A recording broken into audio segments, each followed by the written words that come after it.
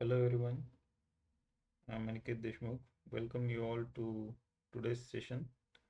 In today's session of unit number 1, we are going to discuss three topics: clearance volume in compressor, indicated compression work with clearance volume, and one numerical on it. Okay, so up to now in this syllabus, we have discussed about the compressor work but without clearance volume. In that case, total volume was equal to swept volume, stroke volume. Okay, now in this session we will consider clearance volume. So total volume will be equal to clearance volume plus swept volume. Okay, so first of all we will see what do you mean by clearance volume. So if we are having this cylinder, this is your TDC and this is your BDC. These are the limits for the movement of piston. If this is your piston is able to move up to this height only. ठीक है, सो अब जो volume में आपका piston travel नहीं कर सकता वो वॉल्यूम होगा आपका क्लियरेंस वॉल्यूम, जिसको आप शॉर्ट में बोलते हो वीसी, क्लियरेंस वॉल्यूम. सो क्लियरेंस वॉल्यूम जो होता है वो आपके सिलेंडर हेड के सेक्शन से एडजेसेंट होगा या फिर अटैच होगा. ओके, सो पिस्टन जो है वो सिर्फ ये रेंज में ट्रैवल कर सकता है. ठीक है, सो क्लियरेंस वॉल्यूम जो है वो सिलेंडर के ऊपर के साइड में रहता है और ये जो रहेगा ये होगा आपका स्वेप्ट वॉल्यूम और स्ट्रोक वॉल्यूम जो आप बोलते हो, right.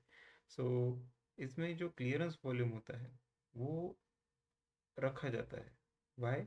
There are two reasons. So reason number one, first one है to avoid the piston striking the cylinder head.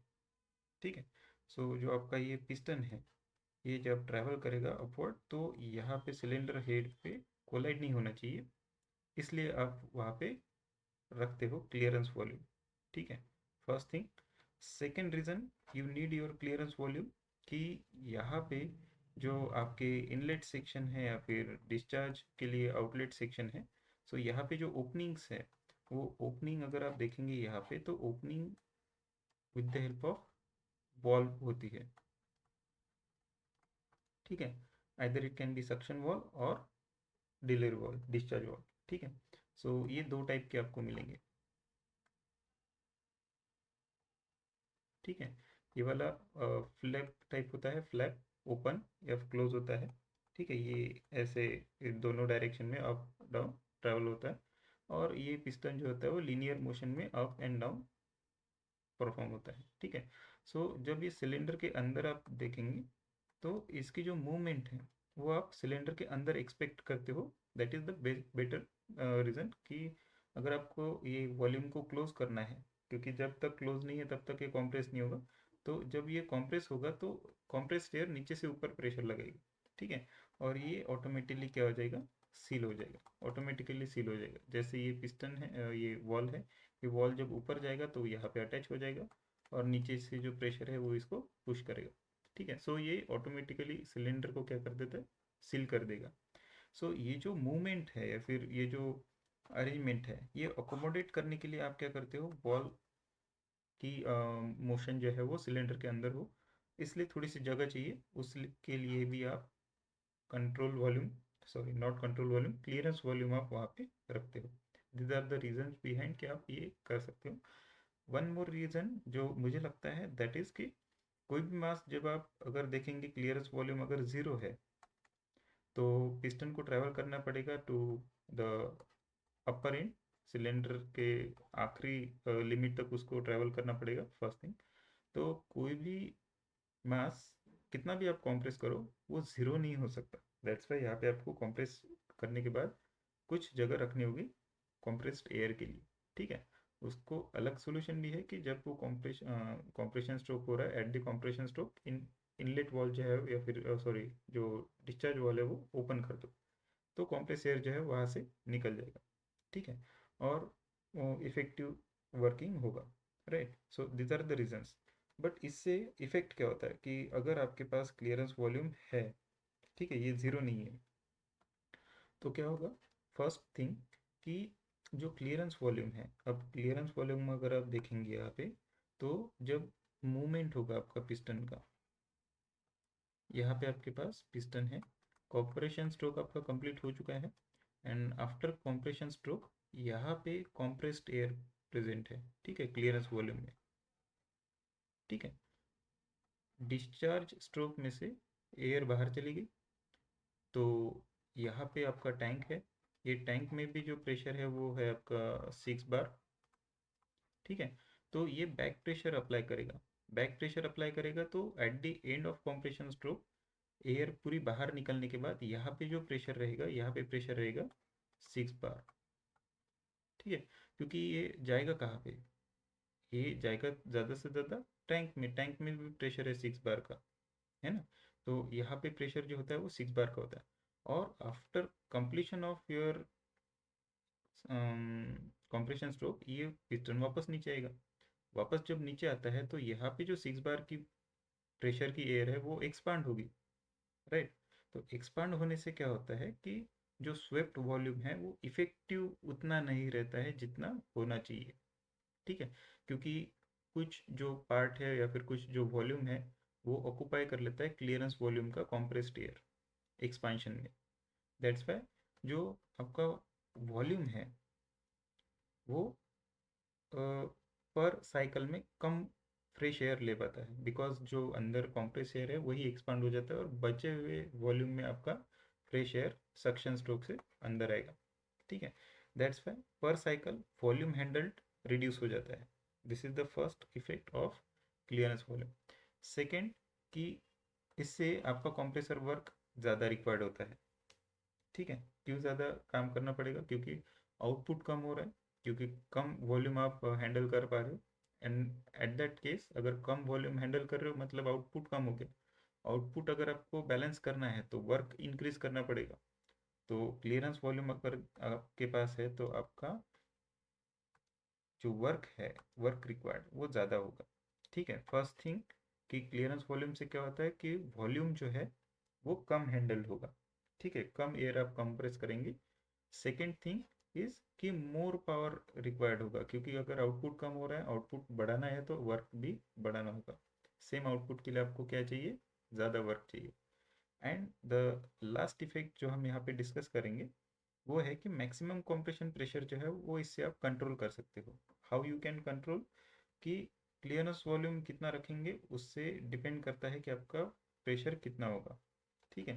Pressure कितना होगा इन द सेंस, अगर आप इसको थोड़ा सा डिस्कस करेंगे तो सिंपली यहाँ पे मैं आपको बताता हूँ कि relation between pressure, maximum pressure and clearance volume, तो ये रेसिप्रोकेट, सॉरी, इन्वर्सली प्रोपोर्शनल होगा।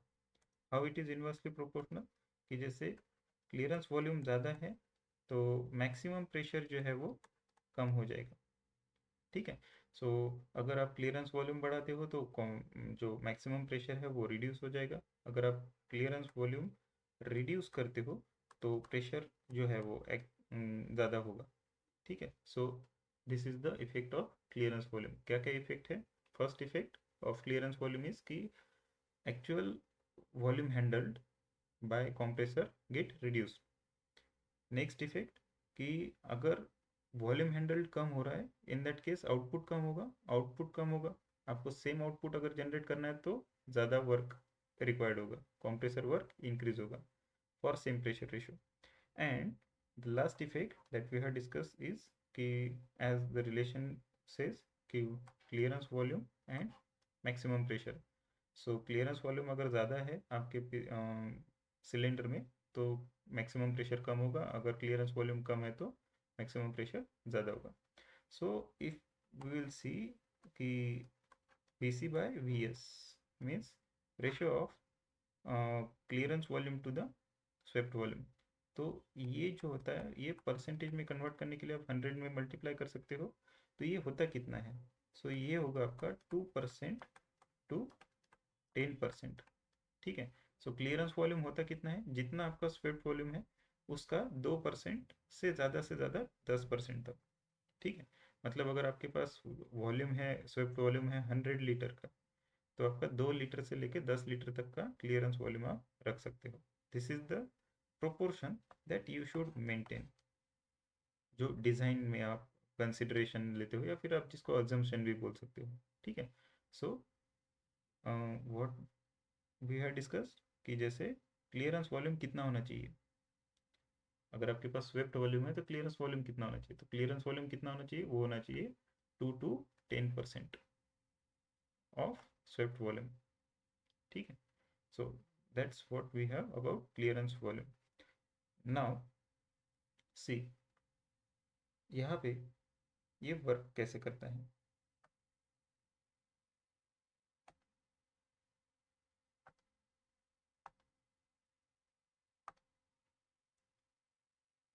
अब सक्शन जो है वो इनिशियली स्टार्ट होगा पॉइंट डी से, डी से वॉल्यूम इंक्रीज होके होगा 1। ठीक है। सो वॉल्यूम जो 1 है, इसको थोड़ा सा तो D, point D to point 1 is suction. Then suction से कॉम्प्रेशन प्रोसेस होगी, तो ये जो प्रोसेस है वो पॉलीट्रोपिक प्रोसेस होगी।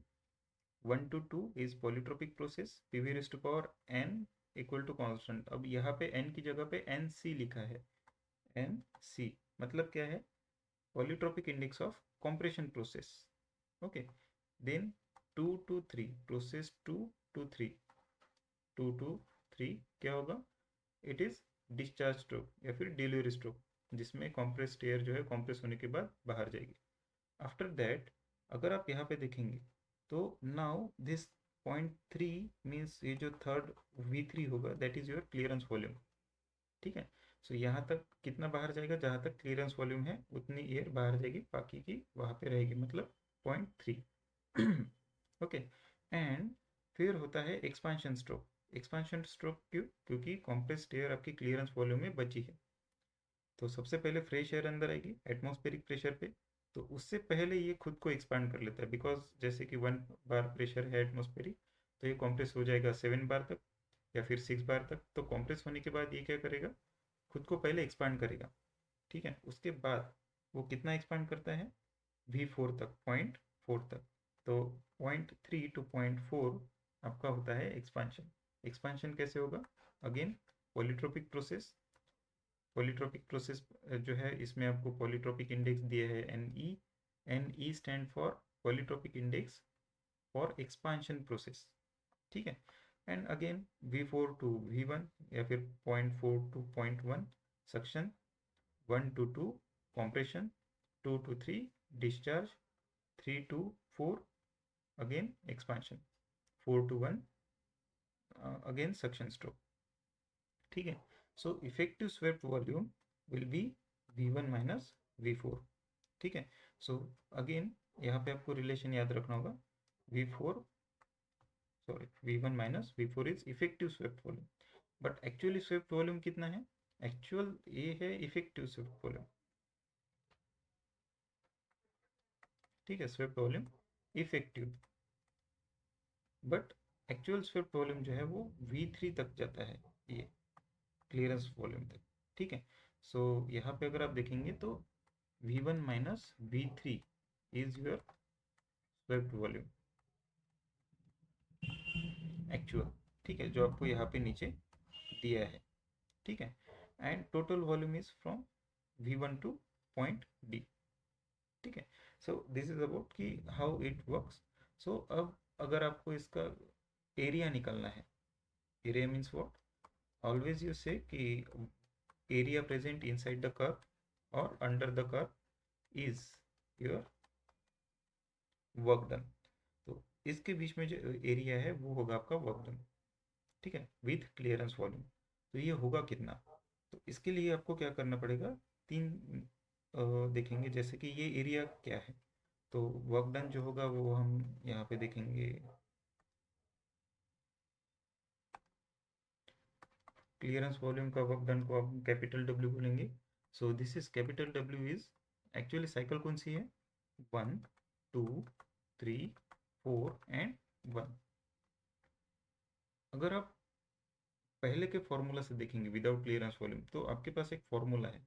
तो अगर आप एक्सपेंशन प्रोसेस के लिए वर्क डन फाइंड आउट कर रहे हो, तो work done for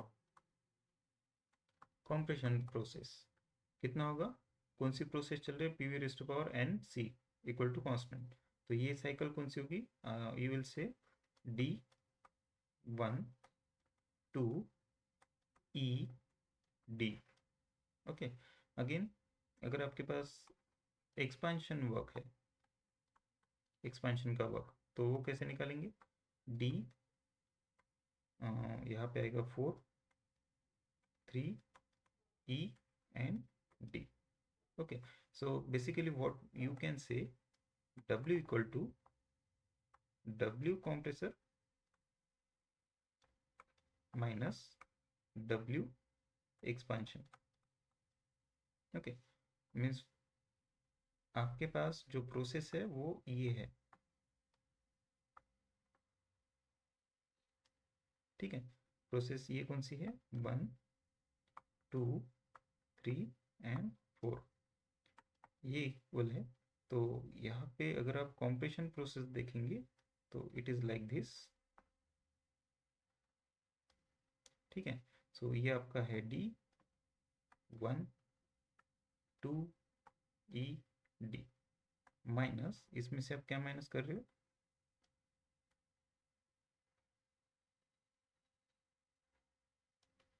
this is your D 3, sorry 3 नहीं है ये 4 है,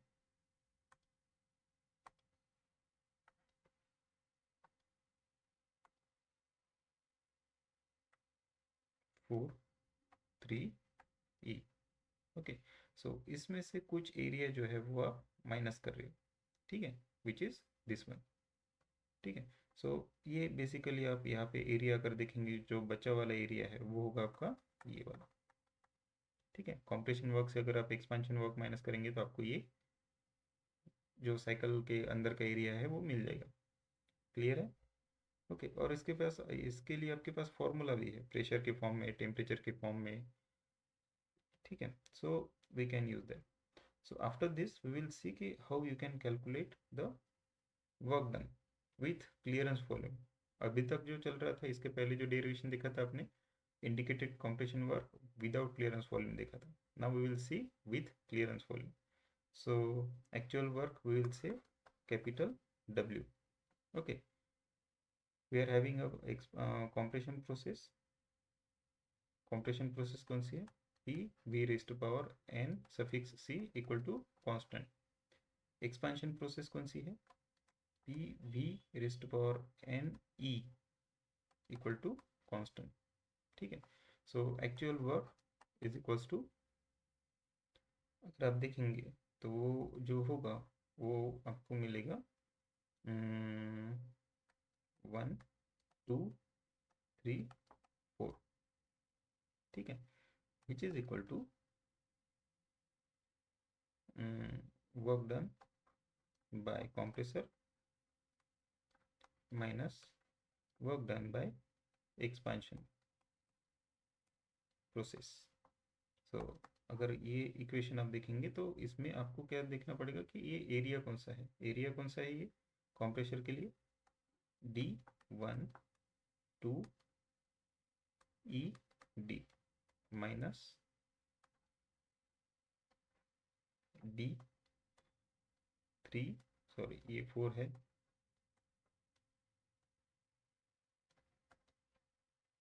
3 ई डी, ठीक है। नाउ एज यू नो कि वर्क कॉम्प्रेशन आपके पास फॉर्मूला है।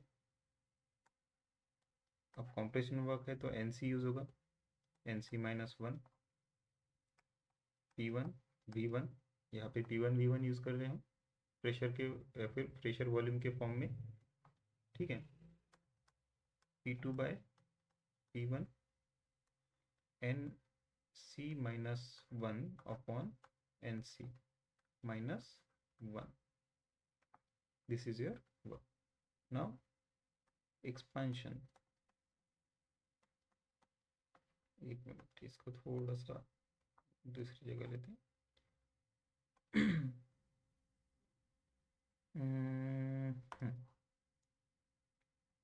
W expansion. So expansion work NE upon NC minus, sorry NE ही होगा, -1 P1 V4।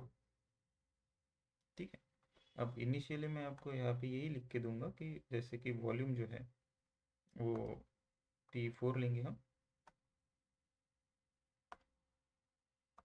4 upon P3 by P4 hence E -1 upon NE -1।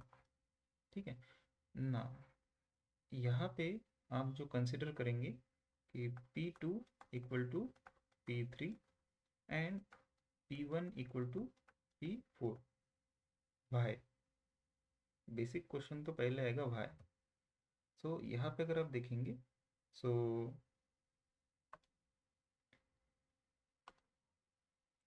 This is your constant pressure process P2।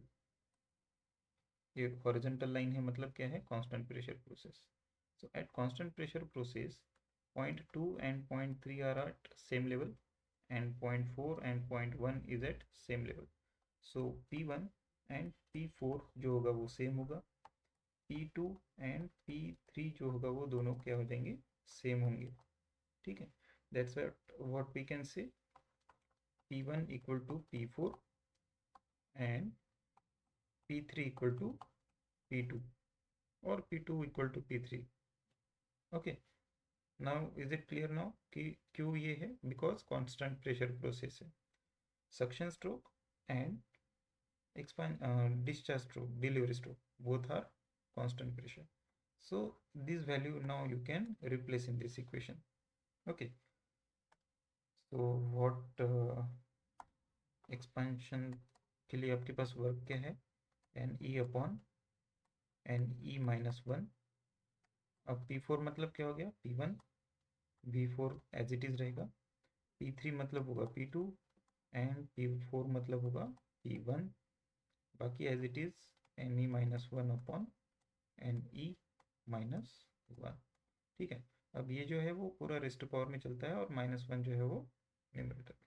ठीक है, now you are having actual work जो आपको find out करना है। अभी भी आपके पास कॉम्प्रेशन वर्क है, आपके पास एक्सपेंशन वर्क है। Now what you need to do, you need to do W equal to W compression minus W expansion। So W expansion जो है वो कैसे लिखेंगे, देखो compression के लिए आपके पास है NC upon NC -1 P1 V1 P2 by P1 NC -1 upon NC -1 minus, अब ये एक हो गया आपका equation. this equation belongs to work done by compression process, work done for compression process. Now NE upon NE -1 P1 V4 P2 by P1 NE -1 upon NE -1। this is work done by expansion process or work done for expansion process। ठीक है, this is your first formula that you can have for work done with clearance volume। okay, now if process PV raised to power n compression के लिए आपके पास है and PV raised to power n expansion process भी आपके पास है, अगर आपके पास ऐसा है if NC is equal to NE जिसको आप लिख सकते हो N, तो वर्क डन जो होगा it will be like N upon N -1 P1 V1 P2 by P1 n-1 upon n minus 1 minus n upon n minus 1 P1 V1 V1 नहीं, ये V4 है. Let me correct this.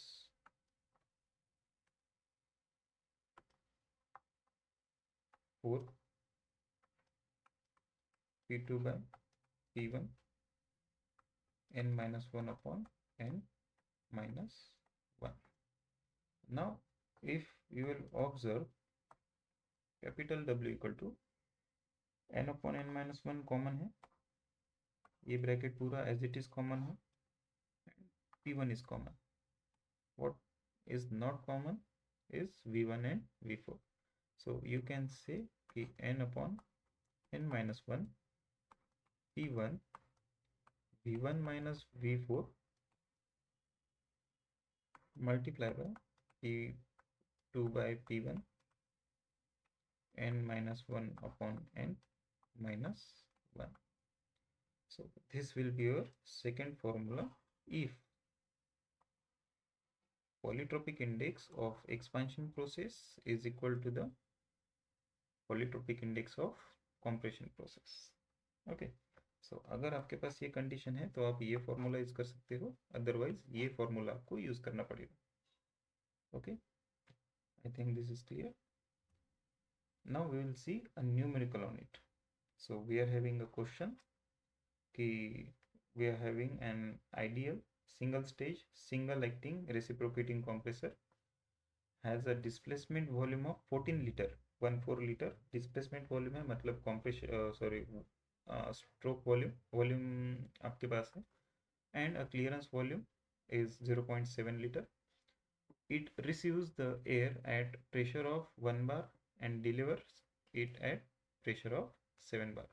यहाँ पे inlet का pressure दिया है और outlet का प्रेशर दिया है, ठीक है, टेम्परेचर नहीं दिया है. तो compression is polytropic with an index of 1.3 and re-expansion is isentropic with an index of 1.4. so compression जो हो रहा है वो polytropic process से हो रहा है, 1.3 Nc की वैल्यू होगी, एंड एक्सपांशन जो हो रहा है वो होगा आइसेंट्रोपिक, जिसको आप एडियाबेटिक प्रोसेस बोल सकते हो, गामा इक्वल टू 1.4, और Ne पॉलीट्रोपिक इंडेक्स जो होगा वो 1.4 होगा for expansion process. Calculate the net indicated work of cycle. अब इंडिकेटेड मतलब थेरोटिकली ही होगा, तो वर्क ऑफ अ साइकिल आपको बोला है. अब साइकिल के लिए आपको फॉर्मूला जो लगेगा वो प्रेशर के फॉर्म में लगेगा, जो हमने ये डेरिवेशन में यूज़ किया है. अब आपके पास कंडीशन में NC की वैल्यू जो दी है दैट इज़ 1.3 एंड NE की प्रोसेस की वैल्यू दी है 1.4. ओके, सो अगर ऐसा है तो ये नीचे का फॉर्मूला काम में नहीं आएगा, फॉर्मूला नंबर 1 ही आपको ये यूज़ करना पड़ेगा, ठीक है. सो विल सी कि गिवन डेटा क्या है, सबसे पहले वो नोट डाउन करेंगे.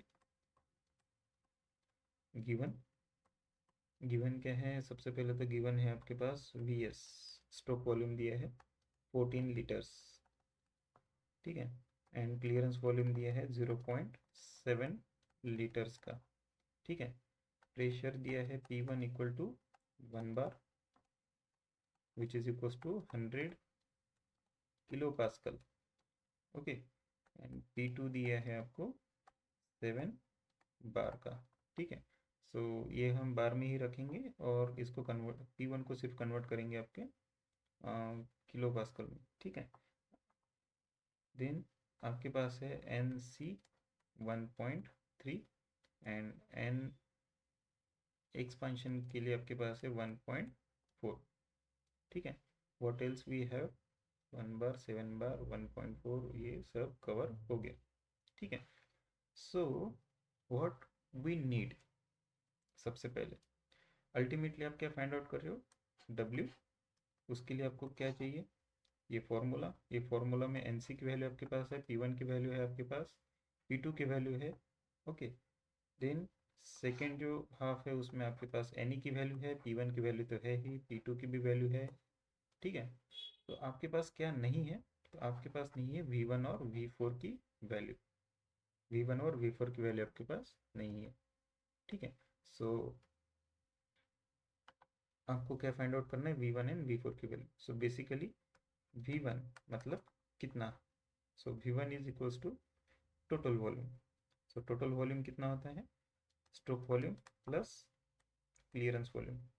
ठीक है, stroke volume and clearance volume आप यहाँ पे यूज़ कर रहे हो। तो stroke volume and clearance volume, तो इसकी वैल्यूज आपके पास है 14 प्लस 0.7, मतलब कितना होता है 14.7 लीटर्स।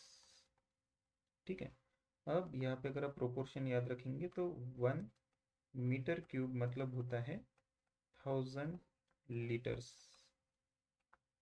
ठीक है, सो इसको लीटर से आपको अगर कन्वर्ट करना है मीटर क्यूब में तो डिवाइड करना पड़ेगा 1000 से, जो कि होगा फिर आपका क्यूब 1000 से डिवाइड किया क्योंकि आपको इसको मीटर क्यूब में कन्वर्ट करना है।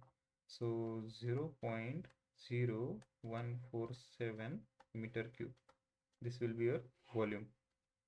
ठीक है, ये वॉल्यूम कितना है, V1 का आंसर है ये। ठीक है, अगेन जब आप आगे इसको कैरी करेंगे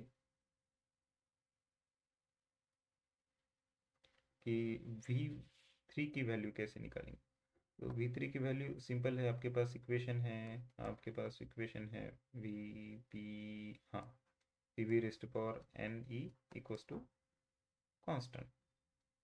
ठीक है, अब इसमें अगर आप देखेंगे कि P3 V3 raised power 1.4 equal to P4 V4 raised power 1.4, rather than 1.4 हम लिख सकते हैं एन